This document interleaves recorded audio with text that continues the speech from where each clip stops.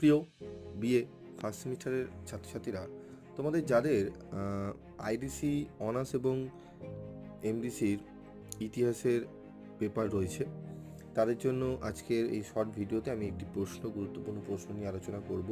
তোমরা যদি আইডিসি পেপারের ইতিহাসের টু দি পয়েন্ট অ্যান্সার, কোরোদার অ্যান্সারের নোট পেতে চাও, তাহলে হোয়াটসঅ্যাপ নাম্বারে যোগাযোগ করো। সামান্য কিছু রেমুনারেশনের বিনিময়ে তোমরা নোটস কালেক্ট করে নিতে পারবে। এর চেয়ে কম টাকায় নোটস তোমরা কোনো জায়গায় পাবে না।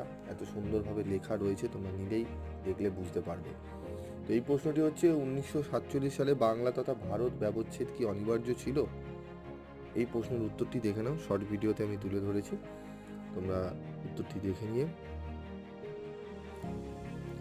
তোমরা যদি খাতায় নোট ডাউন করতে পারো, খুব সুন্দরভাবে